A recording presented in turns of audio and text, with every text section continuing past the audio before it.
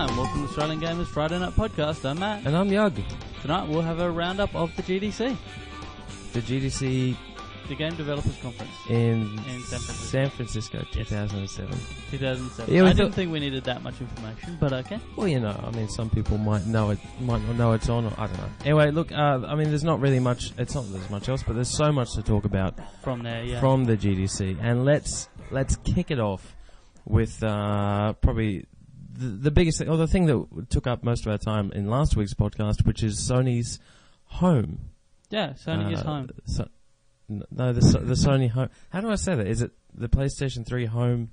I don't know. Home. I feel like saying Home something. I know what you mean. That's what I said in when I put a link to it on the comments. It's a very generic term. It's very kind of meaningless. I mean, doesn't the thing on the PlayStation, the Xbox 360 marked as Home? No, it's not. It's a big X. It's a big X. But yeah, I mean, the concept of Home.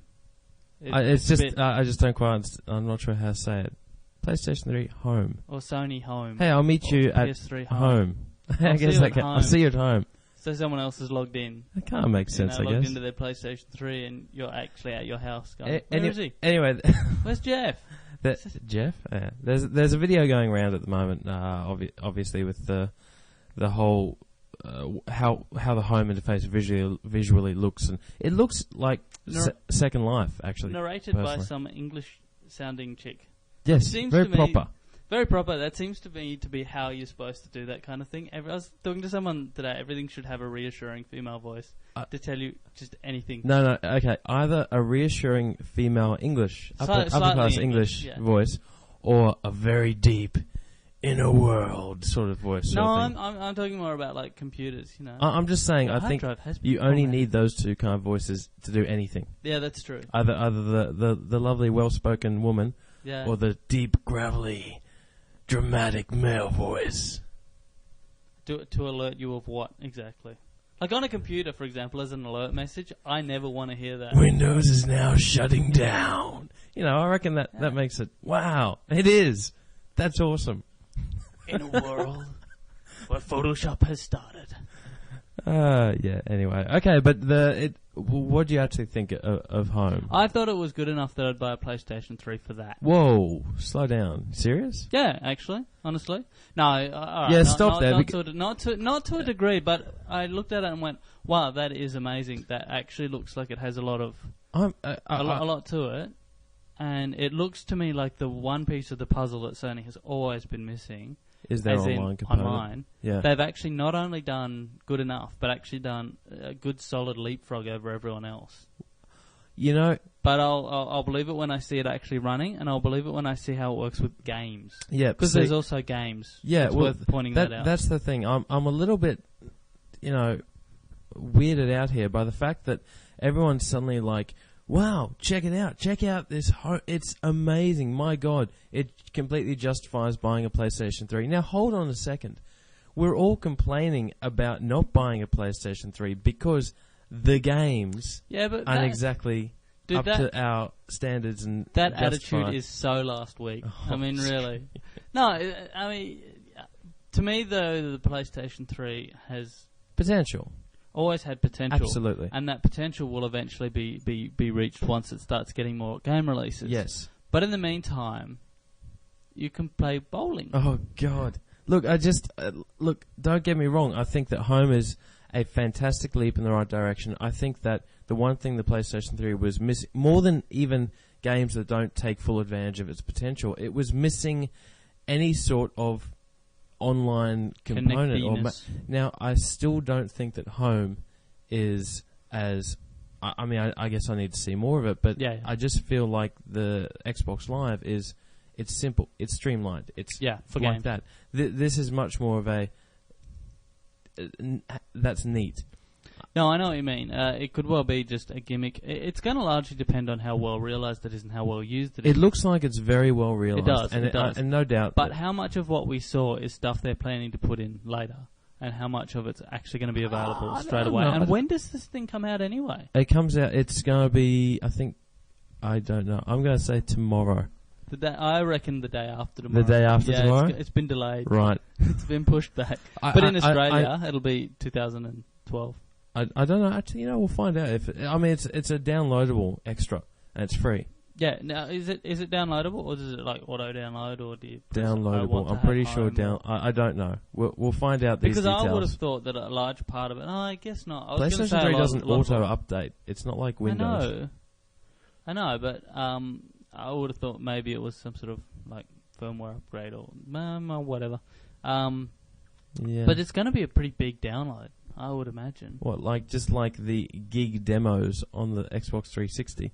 People are pretty used to actually downloading big files, Because basically it is a game. The only problem, really, which isn't actually that big of a problem on the PlayStation 3, is space. Whereas, you download a gig program, well, that's a gig gone from your hard drive. Which is only, 9 gig? Or 20? No, the PlayStation 3 gets launched. The Xbox is 20.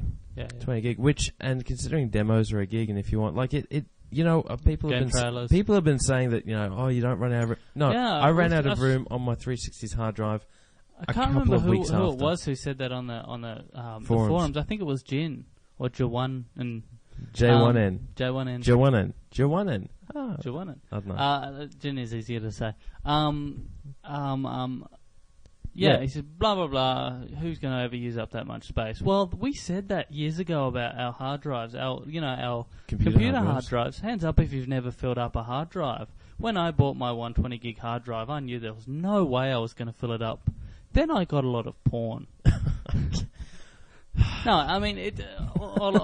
all I'm saying is that you can fill any hard drive. No, what you're really saying is that I got a lot of porn. There's no hard drive out there that's big enough to hold. Hold on, I was going somewhere with that. Oh dear God! There's a lot of porn. There's more porn out there than there's hard drives to fill. There is more porn out there than hard drives. It's just a fact. I actually know a guy who has hard drives of porn. Yeah. Like not just CDs, but he actually will fill up one hard drive, take it out, and put it in his hard drive of porn pile. Does he name his hard drive like? This one's called Judy. Spanky. This one's. Does he like? Stack them all up in his cupboard. Does he call it? Does he call it the spank bank? I actually don't know. But one thing I do know: after he has filled up a hard drive with porn, I'm glad you said hard drive. Yeah, watch them again. He doesn't look at them again because they're on a hard drive. Like, what's he going to do? Just whack it in the? Well, if he has an external press play, thing, but he doesn't. So he's just. So it's a pain in the ass. So he literally would have to spend a good 10 to 15 minutes opening up his computer. Taking out the other hard drive, putting the other one in. To install his new porn. To install his new porn. Yeah, but he'd have to be really dedicated. I really want to see that. I really want to see that He's video. just a collector. And he gets like mint condition porn, and then he puts it away.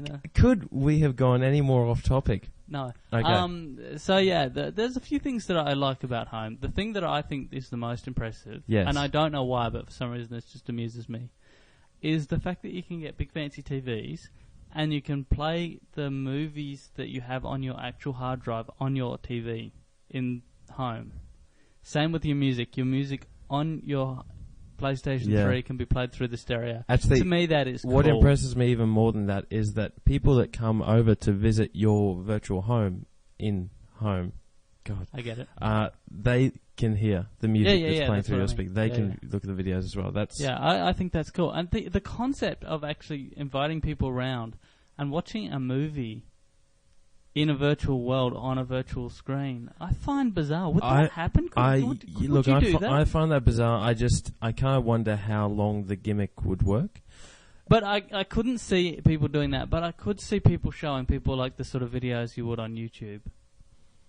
Hey, check this out. Fat chick falling off a motorbike. I guess that comes back to exactly what formats and what things will be allowed on the PlayStation 3 as well. Yeah, but given a certain amount of flexibility in terms of translating formats. You could bring up internet pages on the TV. You could actually. I wonder if you could. You probably could. Anyway, look, it feels like it's looking at one of those like a Second Life sort of thing, right? Yeah, it is very Second Life. But obviously a lot with a lot less functionality than Second Life, but only necessarily for now.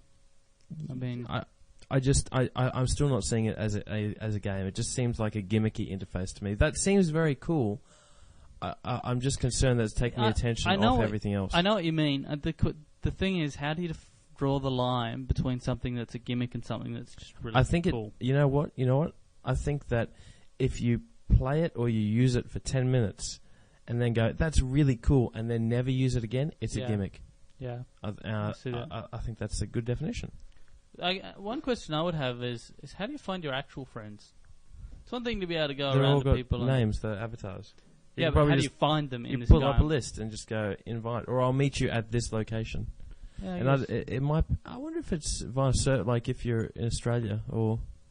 I don't know. Or is everyone on the same server? You couldn't possibly be. It'd be too big. No idea. City, which wouldn't help. It'd probably be by server, by realm. You know, if you join a place. We're playing World of Warcraft now. Yes, we are. World of PlayStation 3. Craft. Anyway, okay. Well, look, we've talked a bit about home. Let's move on to something else. There's a couple of games that are actually coming out around about the same time, though. There's that one that we were just watching before. What's it called? Little Big Planet. Little Big Planet. That rocks us. I'm going to go out on a limb and say that video is the most impressive PlayStation 3 game I've actually seen. Yeah, no, I would have to agree. Isn't that bizarre? If you haven't seen it, we'll put a link on it. Yeah. Link to it on the site. Or in the forums or whatever. Or just go to GameSpot because they've got better coverage than we do anyway. Much better. We have one comment on the front of our page. We have one comment about GDC. By Oracle we'll put a bunch. As well. Which GDC, means it's basically not worth paying attention to anyway. But yeah, we'll have a bunch of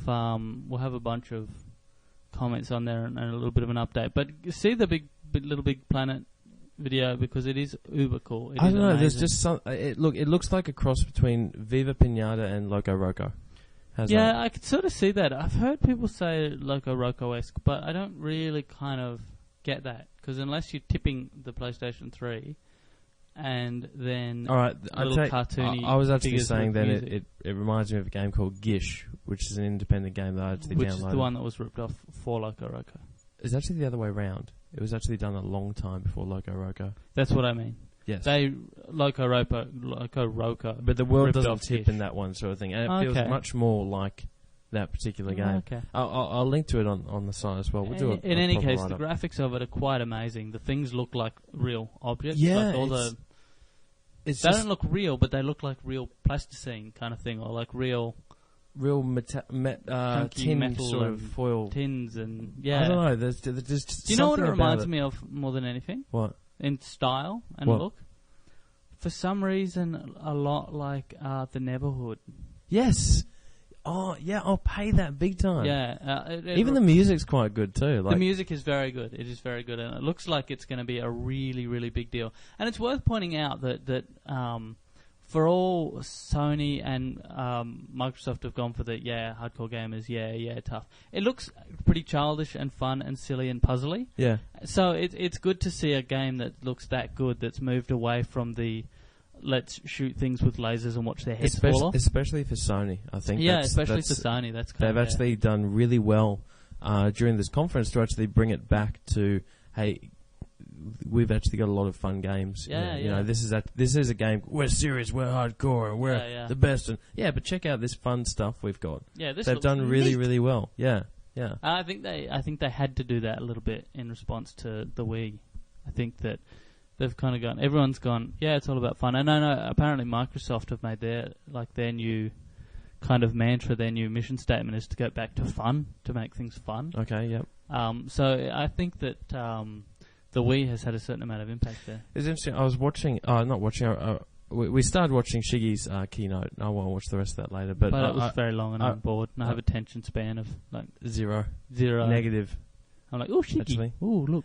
Shiny object. I actually read about it. One of the big things he said was that he judges how well one of his games is doing when he actually watches the people playing it and if they're smiling. And if the people who are watching the game, who aren't playing, the spectators, if they're smiling too, he's won. That's good. And I think that little animal game, that I was just like, that looks it does. Awesome. It looks like fun. And I wanted to see more. Yeah. You know, and all it is Sony just a bunch of characters. Sony have actually done quite around. a good job lately of copying the Nintendo magic. I felt in a way, in particular when you look at games like Loco Roco, that could have been a Shiggy game. Yeah. Okay. Fair enough. And a Little Big Planet looks the same sort of thing. It's interesting because, especially here in Australia, I've just noticed in the last month now that the PlayStation 3 is actually very close to being launched here, there seems to be a big turnaround where it's not a case of PlayStation 3, it's so expensive, it's no good, there's all these problems sort of thing. It's almost as if everyone is just so sick and tired of the marketing, that the bad PR that Sony in the States has actually done for the PlayStation 3. They've actually looked at the system and gone, you know what, it's got a lot of potential, and it's just everything I'm hearing about lately is actually more and more positive. Yeah, it is starting to grow into its, place in the market a little bit more. Yeah. Given a bit of time. And, even though it's not out here yet, it has been out in the US for a little while, so... Yeah. Hopefully a lot of the teething pains that it's had in the US we can avoid. Yep. I mean, if Home comes out relatively soon, that will hopefully fix the online issues. There are some things that suck, like the removal of the backward compatibility chip. Yeah. And I mean, still, there's not that many big. There's no must-have title for me yet on the PlayStation 3. No, I could agree. But I'm sure there will be. Anyway. Yeah, it's inevitable that there will be. I mean, it's still the PlayStation 3. It's still got Tekken games coming out. It's still got... Yeah. I want to see more Soul Calibur. Is there... Okay, what other GDC stuff is there? There was the guy, now you might be able to tell a bit more about this, but yeah. There was the guy from... Was it Maxis? Crap, I should have actually pulled this up before we talked about it. Yeah, it was a guy from Maxis who... hold on, I'm actually going to bring this up. That's it. You can never remember how to spell Kotaku. No, actually I can't. B-U-K. B-U-K. No, that's... Yeah, just bring it up, didn't you? Yeah, I did. Try and bring it up in every podcast. No, it was a guy called... This is awesome radio. I'm glad I jumped this on you. It's funny. I'm tempted to actually just move on and say... Just talk like out of your ass. Just make it up. All right. Well, there was a guy. I thought he actually worked at Maxis or whatever. I can't remember his name, but he's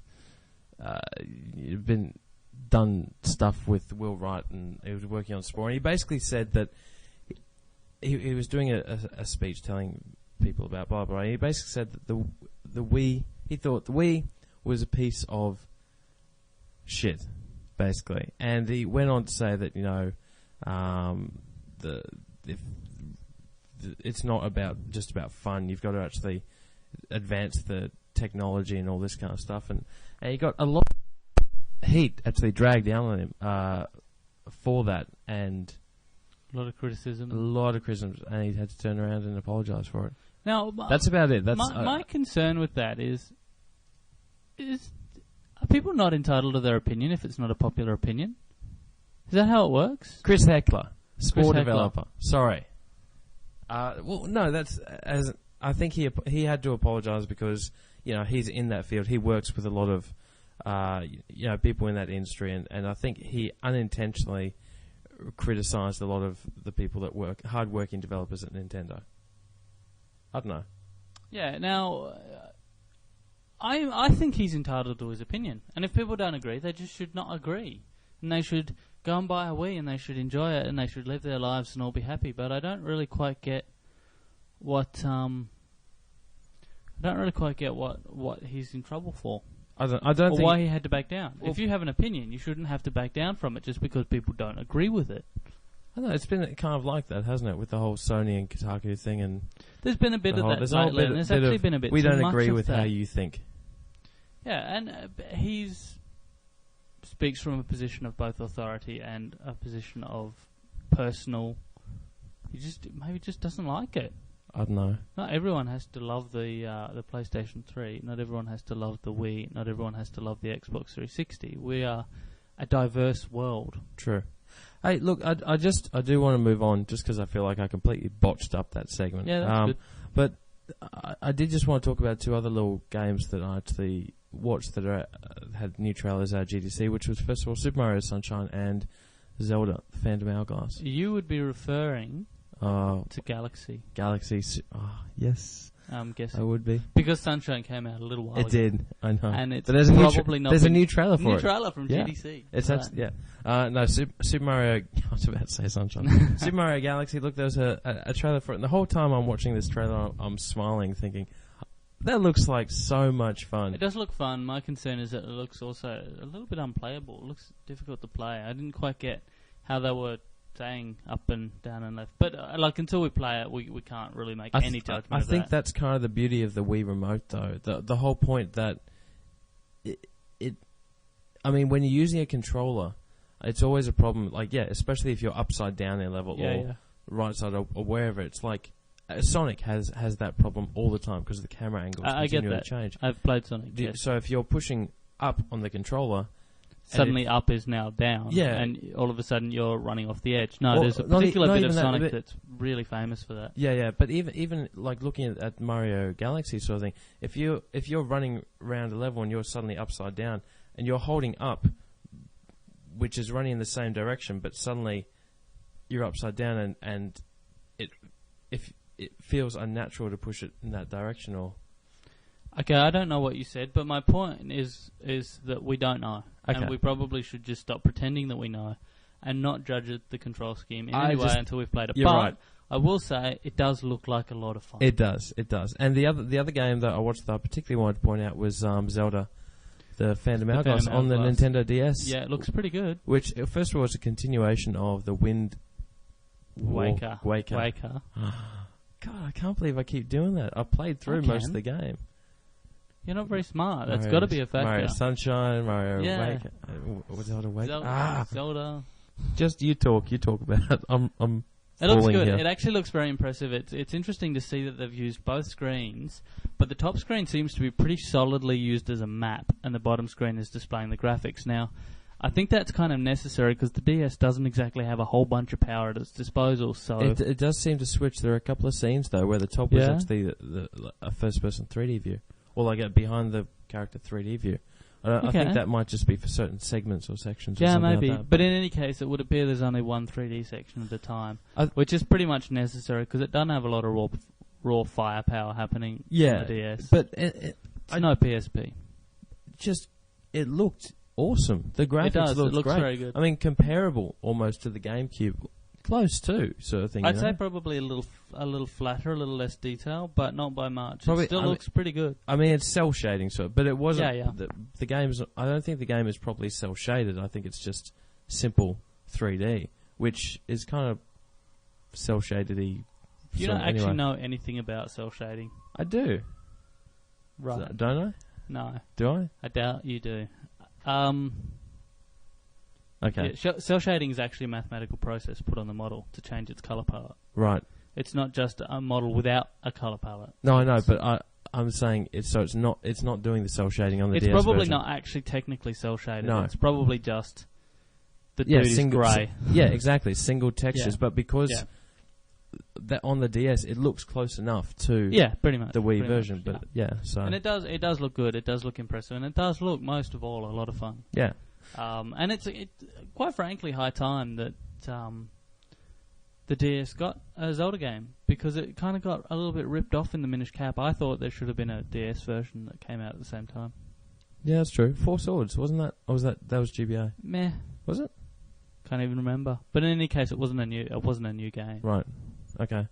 Cool. Was there anything else out of the GDC that you particularly wanted to talk about?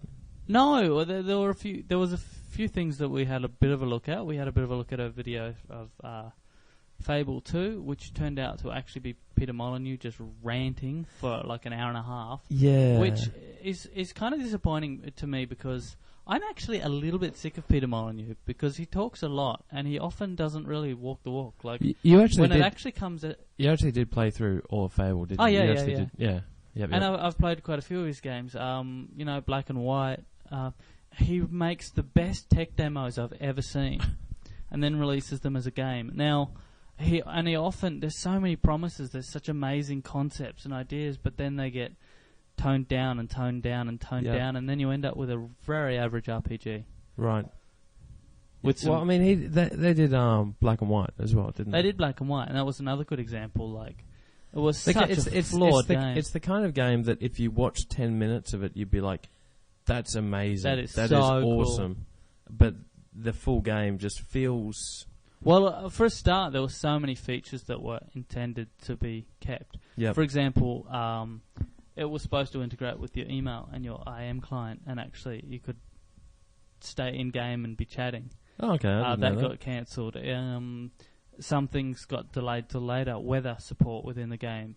Connection to online services to actually tell what the weather was like where you were. Huh. So it would rain when it was raining at your place, blah, blah, blah. Just lots of fancy stuff. And a lot of that stuff got added in patches later on, but a lot of those patches, again, were delayed. Yep. Fable was a very good example. There was supposed to be a male and a female, and there never was. Well, obviously that's been fixed up in the sequel. Fable 2 has the male and the female characters. Yeah, and that's what will be good about Fable 2, and it was good about Black and White 2 as well, in that they got to fix some of the things they didn't get to finish in the last one. But yep. I'm just... You're extremely sceptical about Fable 2, I'm extremely sceptical about everything Peter Molyneux does. Or says. More importantly. Because he has a lot of promises and he has a lot of amazing ideas. Which do you think you would prefer if he wasn't so... If he would just tone back on the things he says and just... Kept it realistic? Kept it realistic, or even... Surprised us with stuff that hadn't been announced? Yeah. I do think so, because... The promises that he's made, particularly with Fable, were things like other people questing at the same time as you were, so you could actually miss out on a quest because the other adventurers in the area actually got to the quest first. Now, none of that sort of thing ever happened. Yeah, there was no concept or no feel that it was a real world with other people in it. There was... I kind of get the impression that making a real world... Or simulating a real world with NPC characters in it. These days, I don't think many people are as willing to do it when you could simulate a world with real characters in it, or real other real people in it. That's not really the point. It's not an MMO. He's trying to get a massively multiplayer offline game. Yeah. Or massively single player offline game. But that's what I mean. I don't think a lot of developers then see he much should of a shut point. up. Yeah. Yes, he should. Put up or shut up. And there are games that have done similar scope and similar feel. Like Spore, for example, has the biggest scope I've ever seen in the game. But I actually get the impression they're actually going to do it, which is nice. Yeah. But that's kind of because Maxis and Will Wright in particular has usually come through with... And actually delivered. Promised, yeah. And half the time they won't even talk up their games quite that much. They'll show little bits about it, and then you play it, and it's like, wow, there's much more to this than I thought. One of the videos we saw of Fable 2 started off with you looking at the back of the character. Yep. And finished with you looking at the back of the character. He didn't even move the damn character during the whole interview. That's a good point. Move the character. Go for a run. Show us the environment. No, but he talked. He spent half an hour telling us all about the game. Don't. We don't care. Run around. Hit a stick. It's just because you don't trust him. Hit something with a stick. Which is fair enough. Bash it. Okay. Skin it. Okay. I don't care. Kill a child. Whatever. Just show us something. Okay. Fair enough. Okay. Apart from Fable 2, anything else or? Nah. Another GDC? Nah. No. I mean, there's been a lot of games, and they're all games we'll see more of. Tabula Rasa, Paper Mario. Some good games coming for pretty much every platform. Yep. But most so of more of the same. Not really any massive new announcements or anything. No, nothing huge. In terms of the new announcements, I think we've pretty much covered it. Yeah. So there's each company got themselves a big keynote. Microsoft. Yeah, I think Microsoft did a keynote. I think they pretty much just said, "Yay, we win." I think so. Okay. I don't know. So here's the big question: who won GDC? Do you think? I don't think it's really a competition. No, who won the GDC? Sony. I reckon Sony won the GDC. I think Sony did. Because I mean, you could look at E3 last year, and pretty much Nintendo won it. Yeah, but Sony I think won this year. It's not competition. No, it is. There are other stuff they did as well. They had the awards that they actually gave away for stuff. Shiggy got his lifetime achievement, and Gears of War won. But not the actual. They won the awards, but not the actual event. Here's the one that I actually did just want to talk to you about. Guitar Hero 2 won the award for Best Sound. Which I think is a bit of a jip when it's made entirely of songs. Yeah, I don't think that's really fair. No. I mean, could SingStar win for the same reason? Well, yeah, I guess it could, couldn't it? Yeah. Because, wow, there's some good songs. I mean, I know that Guitar Hero is all about the sound, but I think there's more to it, though. It's not just pre-recorded sound. There's actually some pretty clever sound engineering to go in to make it sound right depending on how you play, sound more complicated at higher levels. I suppose the whole game is, if you didn't have the sound right, then the game wouldn't be very good. Whereas SingStar is a much simpler implementation of sound. It doesn't actually need to really do anything with the sound you put into it. It just needs to play it back and tell if it's on key. Yeah. I don't know. I think I do kind of know what you mean. It's definitely starting with an advantage in the sound area. Yep. You know what I've been noticing, actually? What have you been noticing? I've been playing a bit of PSP lately, and I've been really surprised by how good some of the music is in some PSP games. Yeah? Yeah, they've got some really full-on soundtracks in them, some really, really good quality music. Okay. Dungeon Siege, for example, has really good music. Cool. And so does Sonic Heroes, actually. Quite good. Okay. Quite good music. Quite good. Quite good. That's good. Alright, well, look, I don't think we have much else to talk about. Really? Yes, no. No? Okay. Let's wrap it up. Do you mean as in like a what? Do a rap to end it? Yeah. I want you to do a rap to end the podcast. It's not going to happen. Come on. No, you suggested it. No, I suggested it as a joke. I say things sometimes for humour rather than out of meaning. Alright. Thanks a lot for tuning in, and everyone. See you guys. We'll actually try to get one up on Friday. Yeah. We'll get back into that habit. Alright. See you guys. Cheers.